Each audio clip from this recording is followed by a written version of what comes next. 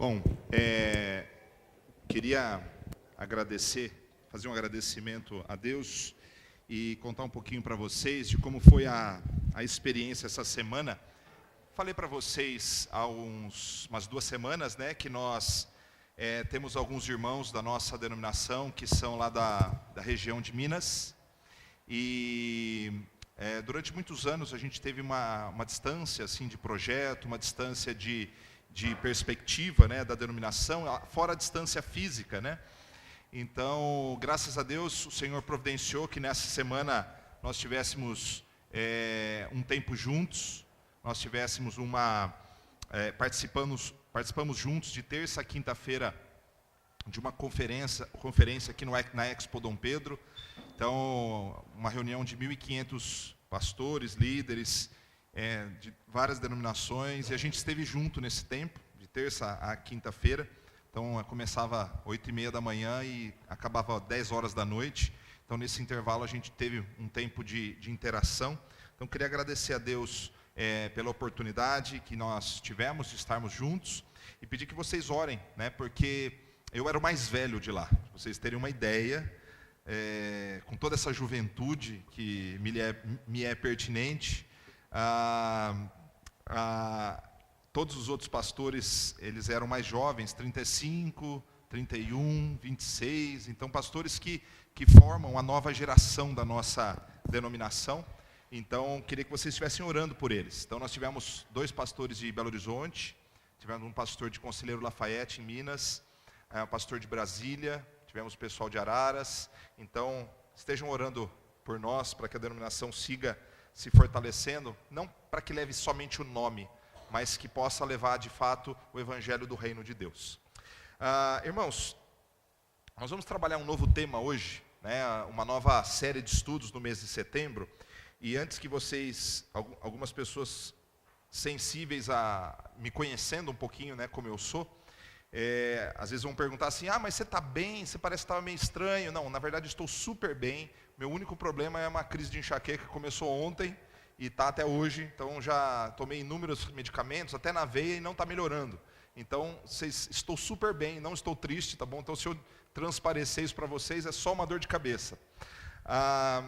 Queria falar com vocês sobre fazer uma introdução agora no começo, para apresentar a abordagem dessa nova série de estudos. Eu creio que todos nós, em alguns momentos da vida, nós passamos por situações de transição. Pode ser na família, na carreira, nos relacionamentos, onde uma decisão fez com que todas as demais áreas da nossa vida fossem afetadas. Um exemplo disso vou começar um exercício físico, eu vou mudar de emprego, eu vou buscar uma mudança dentro da empresa que eu trabalhava, eu vou mudar de cidade. Qualquer mudança que a gente faz e que interfere muito na nossa vida. E quando eu digo interfere, não é nem positivamente nem negativamente, mas simplesmente muda a abordagem, muda o grupo de relacionamento, muda os paradigmas, né? E pensando em exemplos dessas mudanças, pensemos um momento em que uma pessoa decide que não quer mais um corpo, então, acima do peso, né? Porque talvez aos seus olhos, esse corpo não é mais o ideal. Então, quando ela percebe que aquele corpo não é o ideal, aquele peso, está interferindo muito na sua sequência de vida, então ela decide mudar os hábitos. Ela vai mudar os hábitos alimentares, ela vai começar a fazer exercício. Então, toda aquela rotina da casa, que começava a determinada hora, terminava em determinada hora, toda a alimentação da casa, principalmente, imagine uma mãe fazendo essa mudança. Uma mãe fazendo essa mudança vai interferir em todo o lar, porque toda aquela batata frita que ela fritava à noite para você, possivelmente não vai mais existir no cardápio com a mesma frequência. Então, todas as áreas da vida começam a ser afetadas. Na hora de fazer a compra no supermercado, ao invés de passar na seção de embutidos e congelados, talvez ela passe muito mais tempo no varejão. Isso talvez desagrade a alguns e agrade a outros. Então, quando nós fazemos mudanças, elas geralmente trazem desdobramentos para várias áreas da nossa vida. E essas mudanças significativas que eu queria falar com você.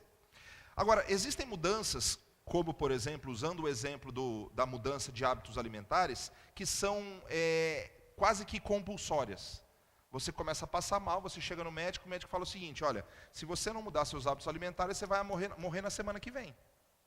Porque você está tendo um hábito muito ruim. Então você, não por consciência, mas de maneira forçada, é obrigado então a mudar os seus hábitos.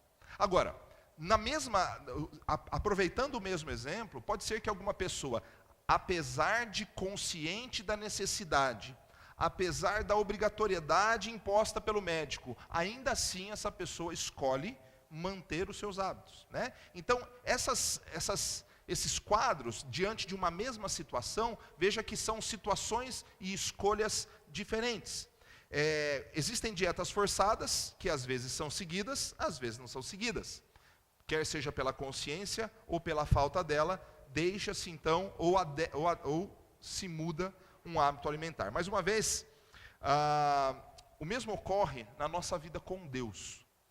Por decisão ou por necessidade, por amor ou pela dor, nós somos expostos a uma verdade superior. Então todos nós, em algum momento da vida, estamos sendo expostos, fomos ou seremos expostos ao evangelho da graça, da transformação, que nos aponta um único caminho, um caminho sobremodo excelente. Nós podemos seguir por ele, com consciência, ou talvez diante de uma situação de dor, então nós nos prostremos diante do Senhor, ou então nós podemos customizá-lo, personalizá-lo, fazer do jeito que é confortável para nós. Isso é algo extremamente comum. E eu quero que você preste bastante atenção, como você nunca prestou atenção. Talvez, se você já foi um cara muito dedicado, uma pessoa muito dedicada a ouvir, aprender e aplicar, eu quero que você preste bastante atenção no que eu vou dizer. O evangelho do reino de Deus, o evangelho da graça e da transformação, ele é imutável, ele é pesado, não no sentido de que nos coloca um fardo, mas ele tem substância, ele é compacto, ele é sério, ele é profundo, e ele é muito maior do que a nossa mente consegue imaginar. Então, quando nós falamos do evangelho do reino, nós estamos falando de uma proposta de vida, de um arcabouço de ensinamentos, de situações que não são brincadeira. E é muito comum que as pessoas então enxerguem o evangelho do reino a partir dos óculos da sua época. Então, no século XX, as pessoas enxergavam o evangelho do reino de maneira muito ascética. E o que eu quero dizer com algo ascético? Crente não faz isso. Então as pessoas pensavam no evangelho como sendo a mudança de comportamento moral das pessoas. E era muito comum que elas enxergassem desse jeito. Então as pessoas colocavam o óculos da sua época, entendam o óculos da sua época, a maneira de interpretar. Então era assim, crente não fuma, não bebe, não dança, não sai, não faz. Então o óculos daquela época, do século XX em especial, do início do século XX até quase o final do século XX, e ainda resquícios nos dias de hoje, era do evangelho do crente que não faz. Hoje nós estamos num outro paradigma. Nós estamos colocando um óculos da pós-modernidade em que não faz por quê. Crente pode fazer todas as coisas. Então, de uma situação, muda-se para outra situação. Em ambas, nós acabamos customizando, personalizando o evangelho de acordo com aquilo que nós entendemos que é o melhor caminho. Então, o que isso forma? Forma uma geração de pessoas, e nos dias de hoje, que cada uma, se eu pedisse para você, aqui da Vera até o Tiago lá atrás, ou o Afonso, se eu pedisse para cada um aqui definir o evangelho do reino com as suas próprias palavras, talvez nós encontrássemos no meio do caminho definições totalmente diferentes. Implicações totalmente diferentes para a vida de um quanto para a vida de outro. Sabe por quê? Porque nós saímos do século XX, XIX, de uma coisa padronizada, a era dos manuais, para a era da liberdade de consciência.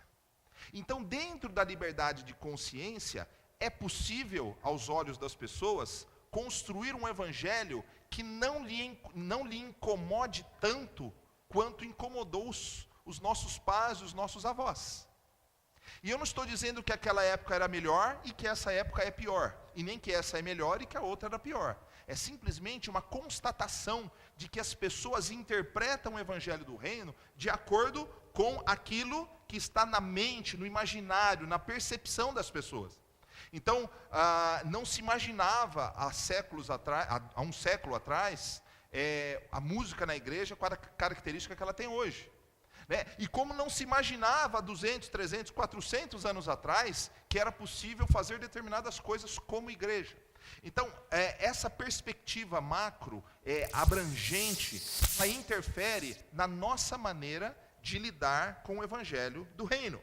E é disso que eu quero falar com vocês, sobre como a nossa conexão com Cristo, ela traz implicações para a nossa vida, para a coletividade que nós estamos inseridos e para todas as coisas que estão ao nosso redor. Então eu vou pedir para você, o que talvez eu nunca tenha pedido, mas preste muita atenção, faz de conta que você está ouvindo o evangelho pela primeira vez, e que você está se despindo dos óculos da sua história, aquela maneira de enxergar o evangelho de maneira específica, e também dos óculos do nosso tempo, da moldura do nosso tempo.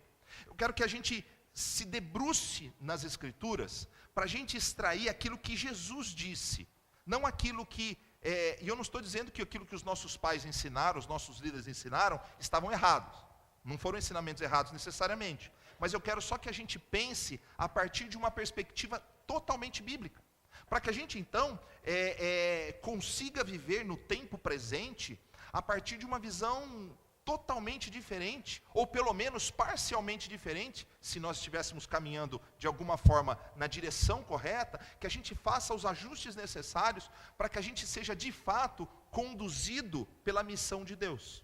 Então, quando a gente pega a ideia de frutificação, eu ia fazer uma jogadinha com o mês de setembro, sendo o mês da primavera, que era tempo de florescimento, que seria a mesma coisa. Porém, os textos bíblicos, eles me apontam mais para a frutificação do que para o florescimento, mas a ideia é a mesma.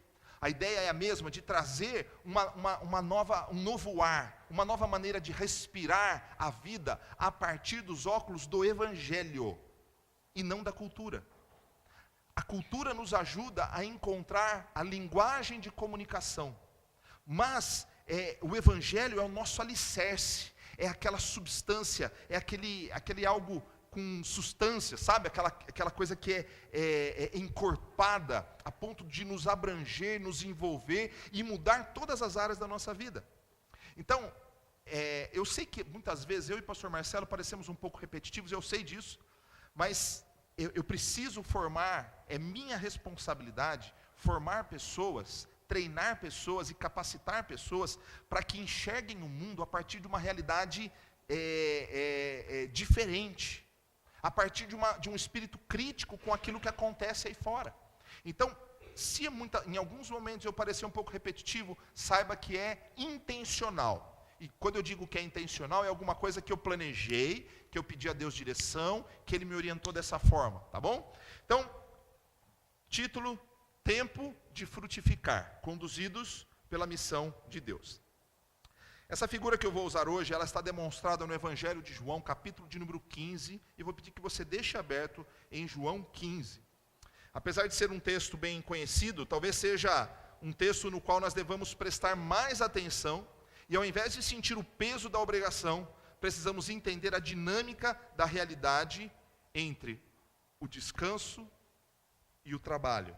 Nós vivemos um tempo em que nós trabalhamos muito e nós estamos em busca de alguma coisa que nos traga alívio. E se a igreja não trouxer alívio, as pessoas parecem que não veem no evangelho alguma coisa que seja digno de ser seguido. Por quê? Porque a vida já é pesada. E aí nós vivemos um tempo em que a gente quer alguma coisa que nos traga paz ao coração. E o evangelho é o evangelho da paz. Mas ele também é o evangelho da responsabilidade, da transformação, né? Do carregar a nossa cruz. Nós não precisamos carregar o peso total, porque Cristo carregou conosco, mas Ele nos chama para carregar a sua cruz. Olha o que diz lá em João capítulo de número 15, os primeiros versículos. Jesus disse o seguinte: eu sou a videira verdadeira, e o meu Pai é o agricultor. Todo ramo que estando em mim não dá fruto, Ele corta, e todo que dá fruto, Ele poda, para que dê mais fruto ainda. Vocês já estão limpos pela palavra que tenho falado. Permaneçam em mim, e eu permanecerei em vocês. Nenhum ramo pode dar fruto por si mesmo, se não permanecer na videira. Vocês também não podem dar frutos, se não permanecerem em mim. Eu sou a videira, vocês são os ramos. Se alguém permanecer em mim e eu nele, esse dará muito fruto, pois sem mim vocês não podem fazer coisa alguma. Se alguém não permanecer em mim, será como o ramo que é jogado fora e seca. Tais ramos são apanhados, lançados ao fogo e queimados. Vamos orar. Senhor, nos colocamos aqui diante de Ti com o coração aberto, com as nossas mentes abertas, para que o Senhor esteja trabalhando no nosso coração e forjando em nós uma mentalidade, uma perspectiva coerente com o Evangelho da graça, do reino e da transformação. Fala aos nossos corações, em nome de Jesus. Amém. Irmãos, estão definindo as figuras. Pode passar, Anthony. Então, para a gente entender as figuras do que Jesus apresentou. O que ele diz para nós, então, é que o Pai é o agricultor. O Pai é aquele que se relaciona com a videira para manter a saúde da videira, né? Ele rega, ele poda, ele limpa, ele ajeita, ele areja, para dar vitalidade à videira, para que ela cresça de maneira saudável e produza muito fruto. Jesus está dialogando com os seus discípulos e ele diz o seguinte: o Pai é o agricultor. A responsabilidade do Pai é ser um com a videira, e a responsabilidade dele é manter o ambiente arejado, limpo, para dar vitalidade. Eu estava numa palestra, numa das 7 palestras diárias que a gente assistiu, no período da manhã, na quinta-feira, e um pastor de Londrina, ele fez uma pergunta assim, muito pertinente, preste atenção. O congresso é um congresso de plantação e revitalização de igrejas, e a ideia é que ele fez a seguinte pergunta: como revitalizar uma igreja onde os membros pensam que ela está viva? Veja só, como convencer uma pessoa que ela está doente, se ela acha que ela não está doente? Veja como é muito mais importante do que nós podemos imaginar. Nós vivemos um tempo em que eu e você, como partes de uma comunidade cristã, podemos, e muito provavelmente muitos de nós, está vivendo a partir de uma perspectiva parcial do Evangelho e não total. Então a responsabilidade do Pai é o quê? É limpar o terreno, regar, podar, para quê? Para dar vitalidade. Nós podemos estar vivos, mas o que o Senhor quer da videira é que ela esteja com vitalidade. Uma coisa é ter a vida e ela estar seca, improdutiva. Outra coisa, ela é estar ali, com as podas necessárias, mas com vitalidade. E eu não sei se você tem essa perspectiva, mas o que eu vejo muito nas igrejas, e também na nossa, e como outras igrejas também, na nossa também, é que o movimento cristão, ele se tornou simplesmente um movimento. Porque se fosse o evangelho do reino, os frutos, eles seriam mais visíveis.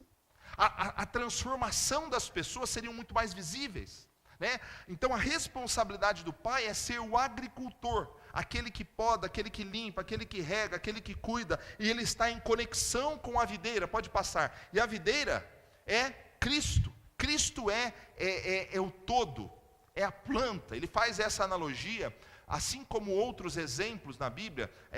Era muito comum, quando Jesus ele conversava com as pessoas, e ele dá a ideia, por exemplo, do pastor e da ovelha. é que desde o Antigo Testamento, naquela região até a época de Jesus, a comunidade era uma comunidade pastoril, né? Os rebanhos de ovelhas eram muito comuns. A função de pastor de ovelhas, com o cajado na mão, a vara na outra, era muito comum.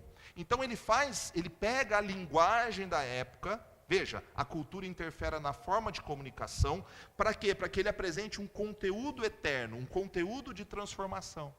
E aí, ele dá a ideia de como a videira crescia muito naquela região, assim como outros lugares. Você vai ver a expressão oliveira, né, que é outra planta muito comum da região. Então ele fala, olha, o Pai rega, ele é um com a videira, e a videira é o próprio Cristo. Né? Assim como outras figuras, a videira simboliza uma árvore que dá frutos, cuja raiz e o tronco conduzem a seiva para os ramos. Pode passar, Anthony? E os ramos são os filhos de Deus. Então veja só, o Pai rega, ele manda Jesus, ele é a videira, e o Senhor é um com ele, e ele então gera filhos. E esses filhos são os ramos. E os ramos, apesar de ser a parte mais frágil da árvore, é deles que o Senhor faz nascer os frutos. Então, quando a gente pensa nisso, a gente tem que entender quais são as implicações de toda essa realidade. Vamos definir então alguns papéis. Pode passar, Antônio. Como agricultor, o pai se preocupa com a saúde da videira. Tudo o que for necessário para fazer a videira, Deus fará. Ele tira os ramos improdutivos, os mortos, limpa a sujeira. Ele dá uma arejada para que a planta ganhe então vitalidade e possa produzir frutos. Pode passar. Como videira, Cristo representa o alicerce, a fonte da vida e da missão. A haste, a estrutura de onde os ramos brotam, de onde os ramos, é exatamente onde os ramos são enxertados. E aí isso é uma coisa interessante. Olha que eu quero que você entenda isso, porque isso é teologicamente importante. Há um lugar na Bíblia que diz que Jesus, e a gente vai ler depois mais para frente, que Cristo diz que ele e o Pai formam uma unidade. Né? Ele e o Pai são um, assim com o Espírito Santo. Só que ele pede então que os seus filhos sejam inseridos nessa unidade. Lá em João 17. Que eles sejam um em nós, como eu sou em ti, que eles sejam em mim e em ti, Pai. Então, os ramos, eles não são divinos, porque não brotam de Jesus, mas eles são enxertados na videira. E eles só podem produzir frutos, pode passar, Anthony, só podem produzir frutos por estarem em Cristo. E aí que entra um problema de preposição. Nós não somos um com Cristo. Nós produzimos em Cristo. Nós não estamos com Jesus ao nosso lado. Nós estamos conectados a Ele. Pela obra de Jesus, nós somos inseridos na videira. Nós somos enxertados. E aí nós então podemos frutificar e devemos frutificar por causa da nossa união nele. Por estarmos nele. E não somente com Ele. Com Ele é parcial, mas nele é a plenitude do nosso relacionamento. Eu sei que é difícil para a gente entender, mas é fundamental que a gente entenda o peso da mensagem do Evangelho. E aí você pergunta o seguinte, mas aquele fulano lá é crente, mas se ele não produz o fruto da videira, talvez ele tenha Jesus, ele ache que tem Jesus com ele, ao seu lado. A grande questão é que o verdadeiro discípulo, ele está em Cristo, conectado em Cristo. E aí ele então produz fruto. Como ramos, os cristãos eles produzirão frutos por estarem em Cristo. Veja que a ideia não é de ramos isolados. Ninguém, eu não sei se você pensa dessa forma, mas eu vejo que a forma que nós estamos enxergando o Evangelho hoje é muito doentio. Porque nós estamos acreditando na mentira que nós plantamos. Nós estamos acreditando que é possível viver uma vida secular como qualquer outra pessoa. Lembra que eu falei no início que no passado as pessoas, elas tinham assim, o cristão não pode fazer nada, então a vida dele era na igreja. Então, igreja. Agora, a gente descobriu que a vida do cristão não pode ser só a igreja. Então, a pessoa, ela faz escolhas por si mesma. Irmãos, não é assim com o cristão. Não deveria ser assim com o cristão. Os ramos são parte da videira. Estão entrelaçados na essência. E só existem por causa da estrutura toda. Porque um agricultor plantou e cuida, ou seja, ele enviou Jesus como a videira. E aí, a partir da nossa conexão na videira, nós então recebemos o poder para dar frutos. Vamos lembrar lá o que diz em João 17, pode passar, Antônio? Minha oração, oração sacerdotal de Jesus, não é apenas por eles, rogo também por aqueles que crerão em mim, por meio da mensagem deles, para que todos sejam um. Pai, como tu estás em mim e eu em ti, que eles também estejam em nós, para que o mundo creia que tu me enviaste.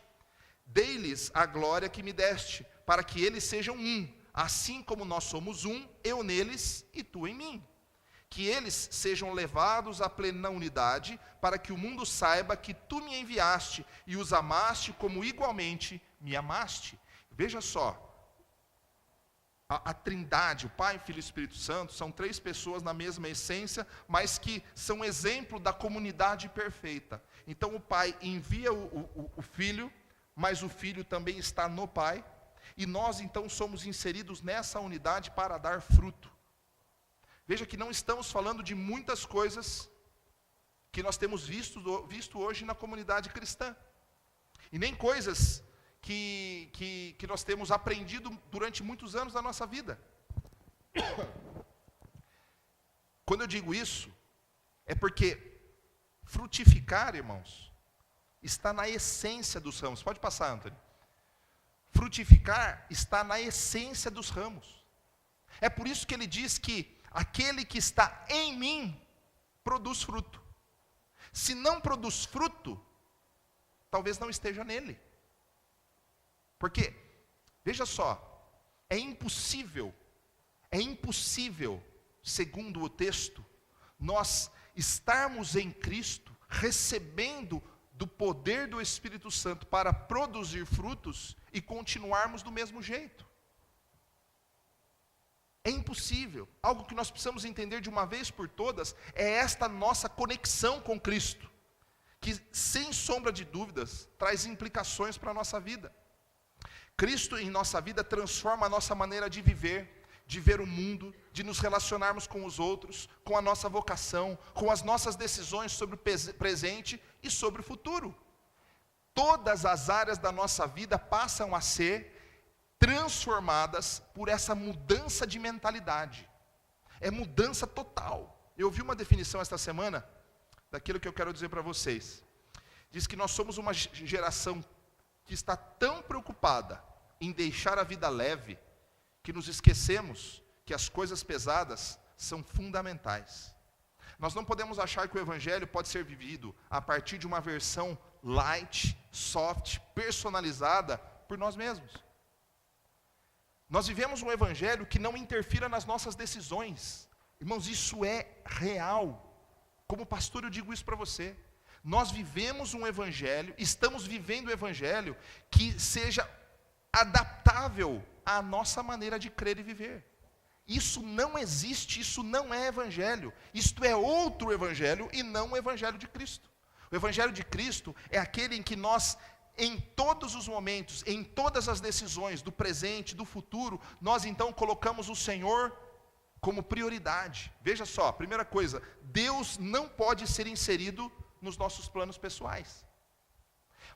Olha que a lógica é diferente. A pessoa pensa o seguinte: eu quero uma vida assim, assim, assim, assado. Aí vai lá, Senhor, abençoa, que o Senhor abra as portas para que o Senhor, isso, aquilo. Está errado. Não é assim que funciona. Os seus planos pessoais e os meus planos pessoais precisam ser submetidos a Deus. Como a minha decisão vai impactar no Evangelho, na missão? Como que eu posso ser conduzido nas minhas decisões pessoais? Pode passar, Antônio. Passa duas. Isso. Os seus planos, os meus planos, eles precisam ser submetidos. Então, a gente pega os nossos planos, porque a gente está conectado na videira, e fala: Senhor, isso vai te honrar. Se eu seguir por esse caminho, eu vou te honrar. Se eu seguir por esse caminho, eu vou ser usado por ti. Se eu seguir por este caminho, é exatamente como eu vou cumprir a minha missão. Veja, eu tenho a impressão que nós nunca, na história do Evangelho recente, dos últimos 2 séculos, nunca vivemos um tempo com uma crise profunda de vocação. Nós vivemos uma crise profunda de vocação. Quem são os novos líderes? Quem daqui a 20 anos, daqui a 10, daqui a 15, vão ocupar os nossos cargos? Nós não temos uma geração nova sendo formada. E não é só aqui não. É uma crise vocacional, porque nós estamos adequando o Evangelho aos nossos planos. Então você coloca tudo aquilo que você quer para a sua vida, e aí você tem 90% da sua vida definida. E aí esses 10% você fala: vem Senhor, entra, aqui é o teu lugar. E o lugar do Senhor é vir e abençoar e dizer amém para os seus planos e para os meus. Quem são os jovens que vão para o ministério? Quem são os novos missionários da nossa igreja? Quem são os novos professores? Quem são os novos líderes? Onde que está? Está passando uma geração e não tem ninguém chamado por Deus. Ou tem muita gente surda para o chamado de Deus. E eu digo chamado não simplesmente para o ministério pastoral. Estou falando para todas as áreas da vida. Irmãos, eu ouvi uma coisa que eu concordo em partes também, que estava dentro do que eu ia apresentar, mas eu nunca tinha ouvido dessa forma. Todos os cultos de batismo na nossa igreja e nas igrejas aí fora deveriam ser cultos de ordenação. Porque se nós estamos completando, e no mês de outubro, provavelmente eu e o pastor Marcelo falaremos um pouco da reforma protestante, mas a ideia era que um dos principais ensinamentos que a reforma protestante resgatou foi o sacerdócio universal de todo crente. Eles fizeram uma brincadeira lá que eu achei super interessante. Falou assim: olha, quem é sacerdote aqui, por favor, fique em pé. Pouca gente levantou. Mas como eu já entendi a pegadinha, eu fui nos únicos que fiquei em pé. Porque eles fizeram assim: olha, quem é batizado, fique em pé. Aí levantou todo mundo. Quem é pastor? Quem é sacerdote? Aí todo mundo sentou. Aí eu levantei, fiquei lá, né? Eu e mais uma meia dúzia. Irmãos, segundo as Escrituras, sacerdote não é ofício. Sacerdote tem a ver com o discípulo. Todos nós somos sacerdotes. Todos nós somos responsáveis pela missão. Todos nós temos uma vocação, um chamado, e precisamos ser conduzidos pela missão de Deus. Isso significa que, quando um pastor assume o pastorado, e ele vai para o seminário, ele começa a ser treinado, a vida dele toda está interferida. Muda tudo. Porque ele começa a se tornar todo mundo olha para ele, todo mundo procura ele de manhã, de tarde, de noite, de madrugada, a família dele sofre, o filho dele sofre, e aí assim, não, o pastor escolheu ser isso. Mas todos nós somos vocacionados. E a minha pergunta é: você tem tomado as suas decisões a partir da sua vocação? Você tem tomado as suas decisões a partir da pergunta para Deus: o que o Senhor quer para a minha vida? Veja o que aconteceu com Jonas. O profeta Jonas tinha um chamado. E ele tinha um chamado para sair da sua terra, ir até a cidade de Nínive, a cidade extremamente idólatra, violenta, agressiva, imoral. Vai lá pregar para aqueles de Nínive. O que Jonas fez? Fugiu. Eu diria o seguinte: que não teria barco suficiente para abrigar todas as pessoas que fogem dos seus chamados hoje em dia. Nem todos os navios do mundo abrigariam quantas pessoas que estão fugindo do seu chamado. Irmãos, pode passar. Dar frutos é consequência da nossa união com Cristo. E quando eu digo dar frutos, eu não estou falando fazer uma coisinha na igreja. Estou falando de dar frutos na vida. de ter uma perspectiva missional, missionária, de ser bênção, de ser luz. A gente precisa ter essa perspectiva. O Evangelho é algo sério, pesado, no sentido de que é um componente irrevogável da vida cristã. É pesado porque exige renúncia, porque nos torna parte de algo maior do que os nossos desejos pessoais, do que nossos planos pessoais, de tornar a vida mais leve. Se você está procurando tornar a sua vida mais leve, eu digo para você que o chamado de Deus nunca traz leveza. Traz a companhia do Cristo que nos ajuda a carregar o nosso fardo. Preste atenção.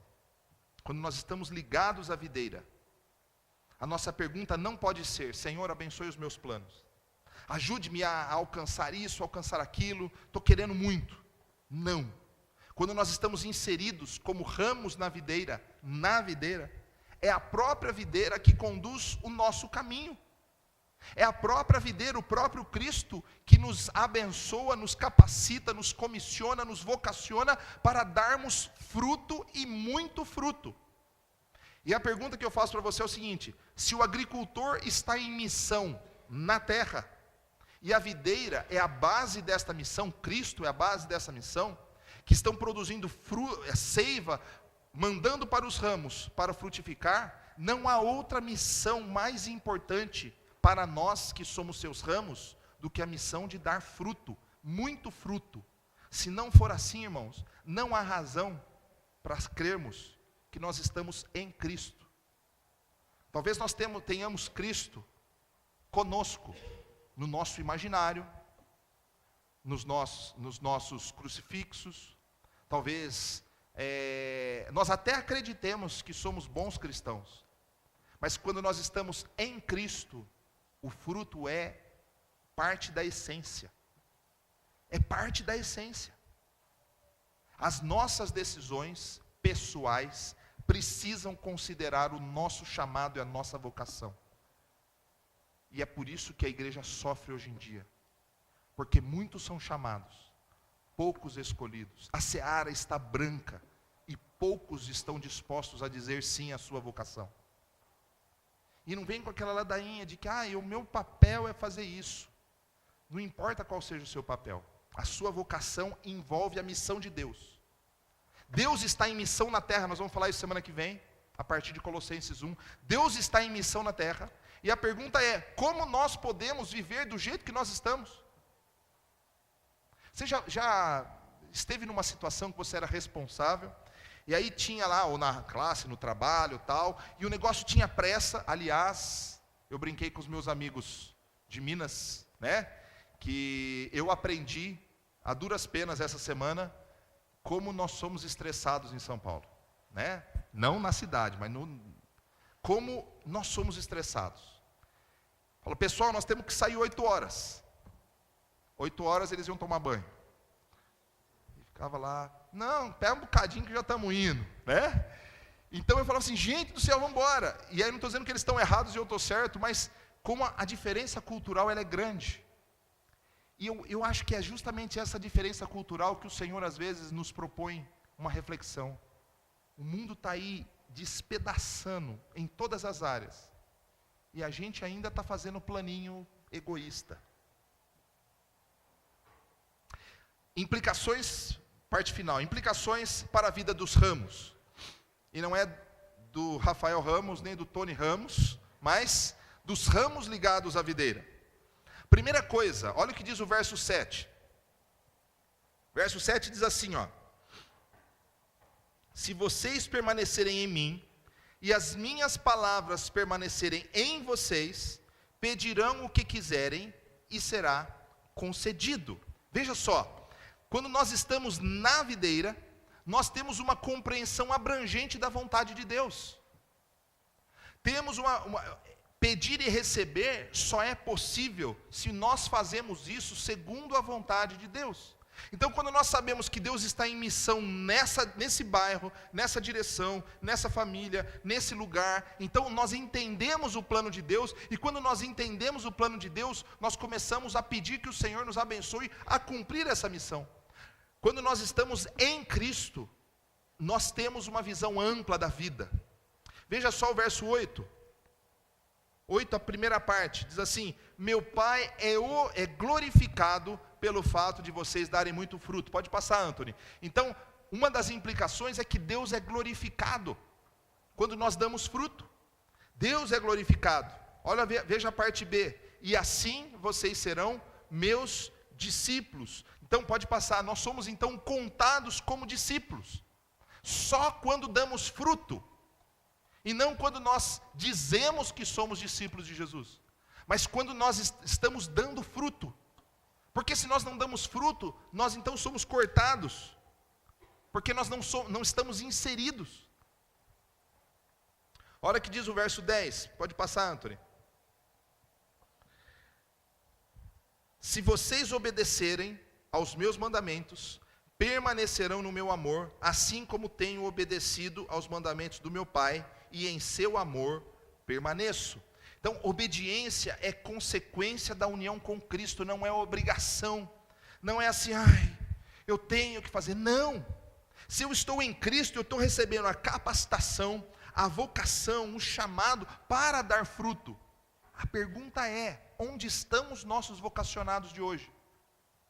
Onde estão os meninos que sonham em ser grandes homens de Deus? Onde estão as meninas que sonham em ser grandes mulheres de Deus? Hoje, se você falar o seguinte: você quer se casar com um pastor? Sabe qual é a resposta de 99% das mulheres? Deus me livre. Certo ou errado?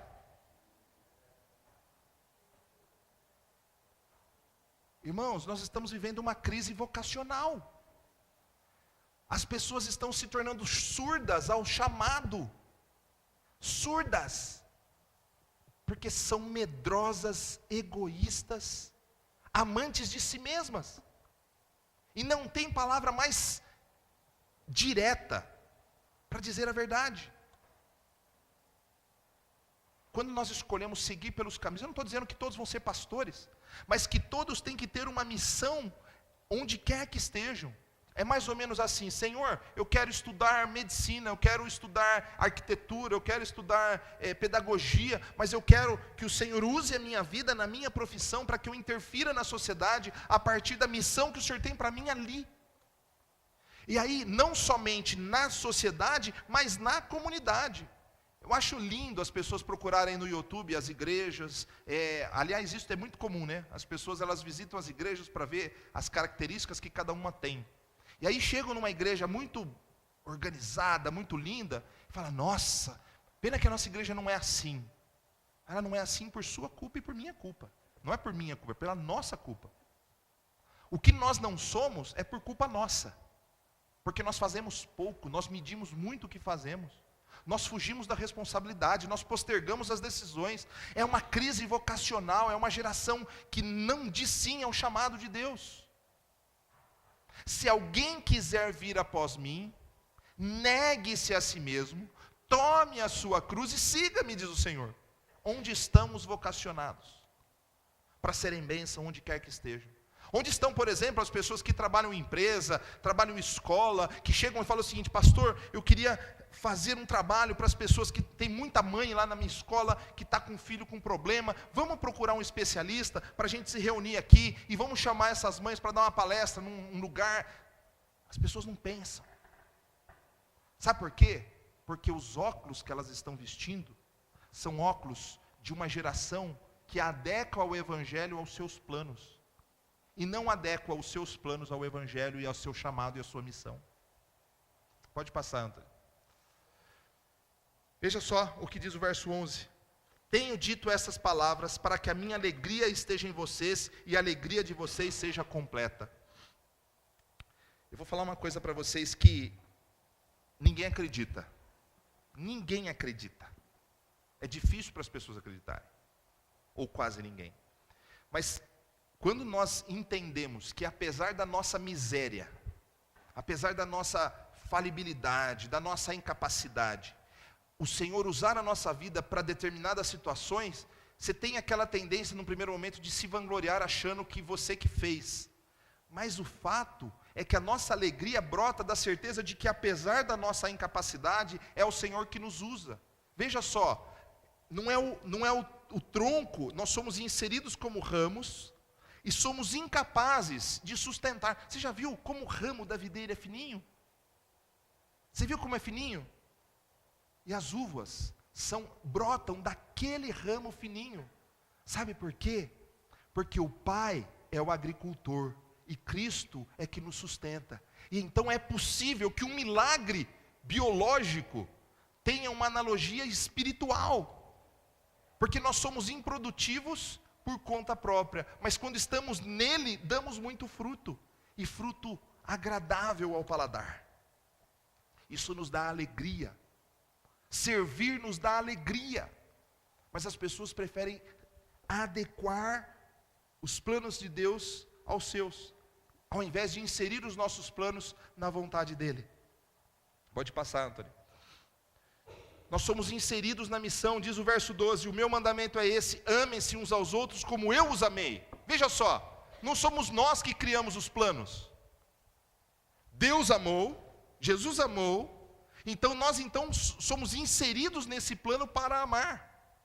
Ninguém tem amor maior do que aquele que dá a sua vida pelos seus amigos. Vocês serão meus amigos se fizerem o que eu ordeno. Então veja assim, nós somos inseridos. O Senhor está em missão na terra e nós somos inseridos nessa missão. Então nos é possível amar porque Ele nos amou primeiro. O amor não brota de nós, brota dEle. E pode passar, Antônio, o último. Não, pode voltar, aí. São chamados amigos de Deus. Vocês serão meus amigos se fizerem o que eu ordeno. Já não os chamo servos, porque o servo não sabe o que o seu senhor faz. Em vez disso, eu os tenho chamado amigos, porque tudo o que ouvi de meu Pai, eu tornei conhecido a vocês. Vocês não me escolheram, mas eu os escolhi para irem e darem fruto, fruto que permaneça, a fim de que o Pai conceda a vocês o que pedirem em meu nome. Este é o meu mandamento, amem-se uns aos outros. Irmãos, a missão de Deus é exatamente espalhar esse amor, espalhar essa mensagem, espalhar vida. A minha pergunta, mais uma vez, é: onde estão os chamados e os vocacionados? Para o ministério pastoral, para atuar na sua empresa, para atuar na sua escola, para atuar na sua família. Irmãos, é hora, mais do que nunca, de nós pararmos de correr atrás de uma vida fácil. Nós gastamos muito tempo, presta atenção, muito tempo, tentando construir uma vida fácil. Coisas que deixem a nossa vida mais alegre. Aí nós corremos tanto atrás daquilo que nos deixa alegre, que a gente fica ansioso e triste, porque a gente percebe que não chega nunca. E quando chega, dura pouco. O evangelho do reino é o evangelho do alicerce sólido, pesado, da renúncia, do carregar a cruz, do responder sim ao chamado. Irmãos, não tem mais tempo. Escuta só, não temos mais tempo. E agora eu estou falando não para outras igrejas, mas para vocês que estão aqui hoje. Não há mais tempo para a gente ficar fazendo de conta que estamos em Cristo. Se nós estamos nele, nós precisamos dar muito fruto. Mesmo que ele seja um processo gradativo. Frutificar está na essência do discípulo. Nós precisamos nos enxergar como parte de algo maior. Entender a realidade da vida, em que Cristo vem carregar o nosso fardo, porque nós somos incapazes de carregarmos sozinhos, mas precisamos entender as implicações que envolvem estar em Cristo. Ser um ramo da videira é seguir os caminhos que o Mestre traçar. Nós não podemos chamar Deus para as nossas decisões e para abençoar os nossos planos. A nossa pergunta: eu vou mudar de casa. Ok, pergunta: como esta mudança vai glorificar o teu nome? Eu preciso comprar uma coisa. Como as minhas aquisições vão abençoar o teu nome? Como eu posso ser bênção com os meus recursos, com o meu tempo, com os talentos que o Senhor me deu? Senhor, qual é a minha vocação? qual é o meu chamado, o que o Senhor quer que eu exerça. Nós precisamos submeter os nossos planos a Deus. Preste atenção, nós não somos iguais às outras pessoas. Se a gente saiu de um tempo em que crente não bebia, não fumava, não dançava, não fazia isso, não fazia aquilo, tal, aquela geração ascética, que nada pode, saiba que o pêndulo saiu de um extremo e passou o plano de Deus e foi para o outro extremo. Onde eu faço o que eu quero, a vida é minha. Não, a vida não é sua. Sinto dizer isso para você, mas a sua vida não é sua. Se você está em Cristo, a sua vida é dele. E a vida que você tem nele é para ser vivida num projeto coletivo, não individual. Sabia disso? Talvez esse seja o erro dos pregadores da pós-modernidade. Venderam uma ideia de que é possível um evangelho personalizado para cada um. Não existe evangelho personalizado.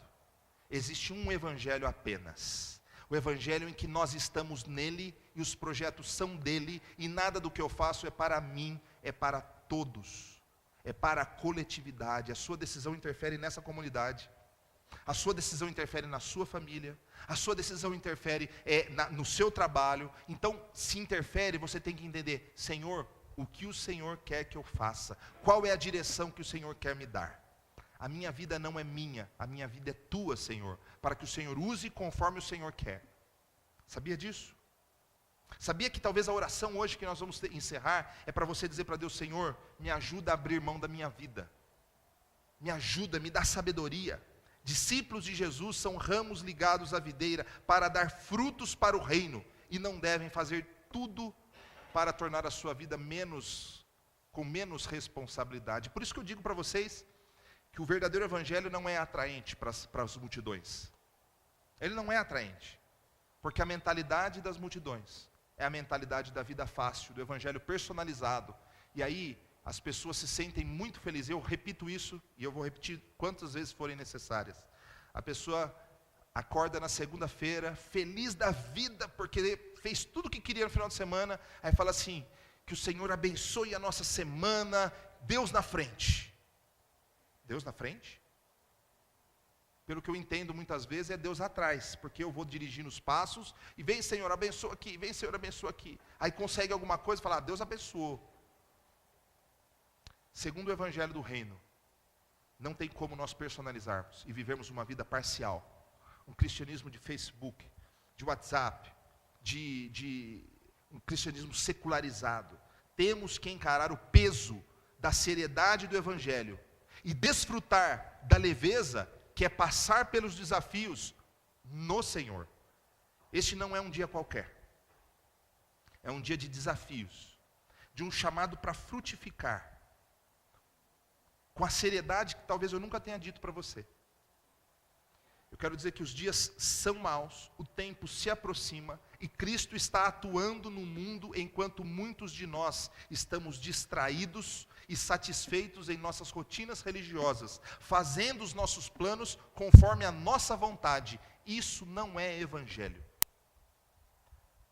Colossenses 1, é o último texto que vamos ler. Colossenses 1,6 diz, por todo mundo este evangelho vai frutificando e crescendo, como também ocorre entre vocês, desde o dia em que o ouviram e entenderam a graça de Deus em toda a sua verdade. Esse é o tema da semana que vem. Quero dizer para você que o evangelho está crescendo apesar de nós.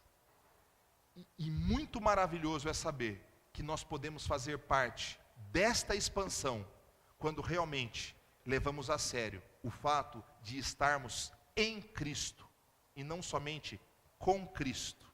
Nós podemos estar com o nosso marido, com a nossa esposa, com o nosso amigo, com o nosso pastor, mas quando nós estamos em Cristo, a simbiose, a unidade, a conexão, ela é mais profunda do que simplesmente um Deus de dias da semana, de domingo, de crucifixos e de orações vazias.